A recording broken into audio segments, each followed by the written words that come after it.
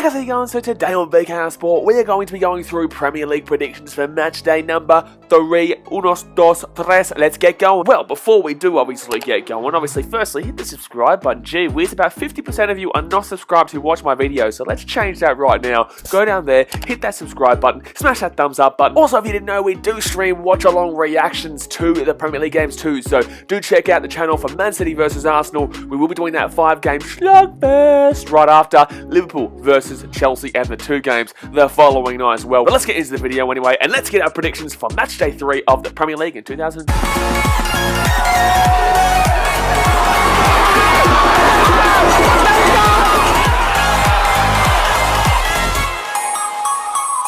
Manchester City versus Arsenal, the opening match of the weekend. I think this is going to be a pretty easy one. Let's take Manchester City here. It's either going to be a 3-0 or a 4-1 in my personal opinion. Arsenal, they just look bland. They look shocking. They don't look great at all. They had an okay-ish attack against Chelsea. However, they still look really bland in the midfield. Their defense isn't great. Chelsea weren't spectacular and still beat them 2-0. Arsenal lost 1-0 to Brentford early on as well. So they're not looking great at all. Man City, on the other hand, did not get off to a great start. They lost 1-0 to Tottenham away. Very tough one there. First time back with crowds. It was just an electric atmosphere there for Tottenham, and obviously they were able to expose City's defence on the counter. However, they bounced back with a nice little 5-0 win over Norwich, which was to be expected. It is Norwich, so do take that into account. But Arsenal, gee whiz, they've got Norwich next week, which is actually probably more of an interesting encounter. So hopefully we can see Arsenal look a little bit more impressive here, but I still think Man City are going to be too good for them, and I'm going to take 4-1. Aston Villa versus Brentford. This is actually a lot more interesting than people are letting on here. Aston Villa are the heavy favourites, and I'm confused because obviously Brentford did beat Arsenal 1-0 in that opening startup match and have drawn 0-0 in their most recent match. So I'm trying to figure out why Aston Villa are such heavy favourites here when obviously Brentford's defence is really well structured and they're doing really well in the Premier League to start off right now. Aston Villa, on the other hand, they lost 3-2 to Watford to start off with and beat Newcastle 2-0. I wouldn't necessarily be surprised with a 1-1 here or even a 0-0. I'm actually going to go with the draw. I think that Brentford will be able to hold out. Yes, obviously Aston Villa should be favourites because they are in the Premier League for more than just this season, and they have been able to obviously tinker the team a little bit with inclusions of players since Grealish has gone.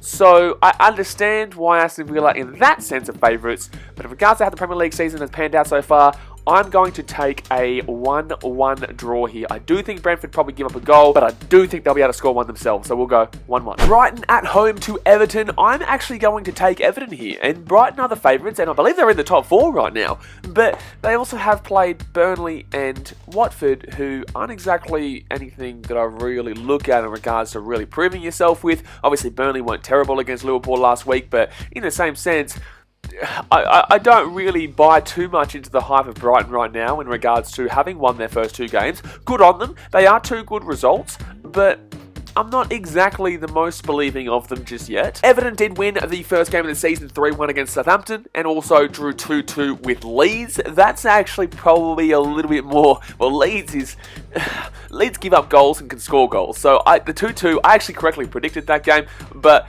in regards to the first game, 3-1 against Southampton's pretty much expected, but then they went and drew 1-1 to United. So you never know. I'm going to take Everton here. I think Brighton's defence is quite solid, but I'm happy to take Everton 2-1. Newcastle United versus Southampton. This is a difficult game to predict. You don't know what you're going to get from either of these 2 teams, to be honest with you. Newcastle were pretty good in the opening round against West Ham, but they lost 4-2 and they still conceded 4 goals, but still scored 2 goals against a pretty good West Ham side right now. But they also went and lost 2-0 to Aston Villa. Wow, gee. Southampton, on the other hand, did lose 3-1 to Everton and drew 1-1 with United. What? They were better than you. Were they better than United? I don't even really know how to really call that game because United, they pushed majority, but Southampton looked pretty solid and actually could have taken the win there. They were at 1-0 and there was a great shout late on to win the game, but obviously it was not to be. I honestly think both these teams could cancel each other out, but I also could see both of these teams winning here. This is a very difficult match to predict. I'm going to lean with the home side here. I am actually going to take the home side in Newcastle to get their first win of the season. They haven't exactly looked unbelievable of late, but I just feel at St James Park, one of the greatest stadiums in the Premier League, I feel like they'll be able to get over the line here for their first win of the season, so I'm going to take them 2-1. Norwich versus Leicester, and truly, it should be a pretty easy Leicester win here. However, I haven't exactly been greatly impressed by Leicester so far this year. They obviously did win that first game 1-0 against Wolves, but the Wolves are pretty good, just haven't been able to find their scoring feet just yet, as we saw against Tottenham too, but Leicester haven't been impressive, and then obviously they lost 4-1 to West Ham. You know, it's an interesting one with them. Norwich, on the other hand, obviously they're coming off a 5-0 loss to City, and also a 3-0 loss to Liverpool, so they've got a really tough start to their season. So I'm not really looking towards what Norwich is doing until a little bit later on in regards to playing a lot more teams around them necessarily. So right now I'm just taking it for what it is and just moving on with what Norwich is doing. But I'm going to take Leicester here. I don't think Norwich is going to be able to do too much of a shout. They haven't looked like scoring a goal yet really, and I don't think they're going to do it against Leicester either. I'm going to take 3-0. West Ham, Crystal Palace. Jeez, I don't like this for Crystal Palace. No, I don't. I do not like this one for Crystal Palace at all. I actually predicted them to go down pre-season, and right now they're not looking the greatest at all, are they? Unfortunately, obviously, they did get pumped by Chelsea in the first match day experience, and then we also got to see them draw 0-0 with Brentford. On the other hand, West Ham 4-2 against Newcastle. Jeez, nice result there. And then obviously 4-1 against Leicester. They've scored 8 goals this season. They're looking fantastic. Newcastle are no pushovers at St James Park, but also Leicester 4 goals. Woo! That is cheeky. That is a cheeky one there, West Ham. Gee whiz, I wasn't exactly believing as greatly in you as a lot of people were before the season started, but gee whiz, now I'm back on the bandwagon. Choo-choo, buddy. Choo-choo. I'm taking West Ham here. I'm taking them legitimately to win 3-0. I'm taking them to win 3-0 here over Crystal Palace. Oh, I'll go 3-1. I'll give Crystal Palace a goal here. I'll go 3-1. I think West Ham started off absolutely fantastic, but I do think that Crystal Palace, if they don't score, I don't know. I know West Ham. They do still have the ability to give up a goal. They've obviously looked fantastic, but they do still have the ability to give up a goal. They've given up 2 to Newcastle. They've given up 1 to Leicester. I feel like Crystal Palace might be able to sneak 1 just randomly, but the game will already be over, and it'll be 3-1. Liverpool-Chelsea, the big game of the weekend. Now, Liverpool and Chelsea, both contenders this year. Both look pretty good. Chelsea, obviously, won 2-0 against Arsenal, but didn't look absolutely outrageous. They just had to do real simple shit to get the job over the line, to be honest with you. Arsenal just didn't give, well, they kind of pushed back a little bit, but it's Arsenal, you know, they're a bit of a squealer at the moment. But Chelsea, obviously, yeah, 2-0 win there, 3-0 win over Palace. Liverpool, on the other hand, they started off the season pretty well, 3-0 win against Norwich, and then kind of had an okay game against Burnley. Didn't look fantastic. Had a very similar game, actually, I guess, to what Chelsea had with Arsenal, but it was odd there with Liverpool. They did win 2-0 over Burnley, but Burnley actually looked pretty good for the majority of the game, just couldn't score, couldn't get it past them. And it's to be expected that Liverpool won 2-0, but there was some kind of worrying signs, a little bit nervous at some stages there, but I am still going to take Liverpool to win 2-1 here at Anfield. If this was at Stamford Bridge,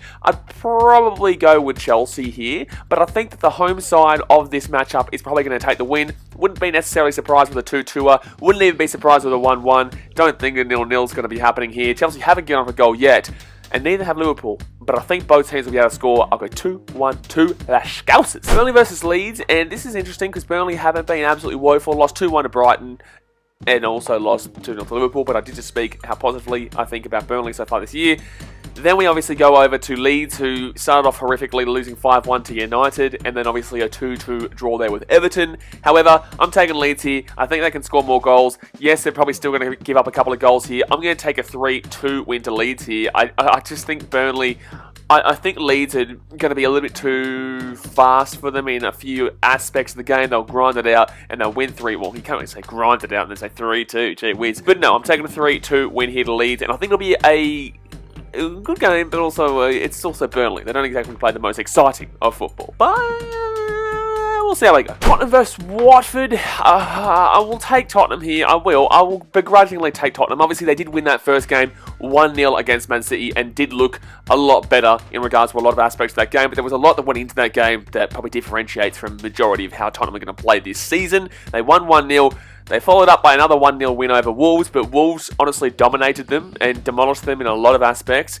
but Tottenham has still found a way to win that game 1-0, and fair play to them, to be honest with you, but there was a lot of aspects about that game that is worrying signs for Tottenham if they do continue to play like that, but their defense has obviously been quite solid so far this year. You move over to Watford, and they won 3-2 in the opening week against Aston Villa, but also lost 2-0 to Brighton. For me, is a bit of a yikes moment. But I will take Tottenham here. I'm going to take them 2-0. I think they'll be able to get a couple of goals here. I think they'll be able to put it past Watford, and I don't think Watford are the same team that we have been seeing recently. Final game of the week, we do have the Wolves going up against United at the Molineux. This is a bit of an interesting game because I actually really do rate the Wolves and how they've started so far this season. They did obviously lose that first game 1-0 to Leicester, and they did lose the second game 1-0 to Tottenham. So why am I rating them so highly?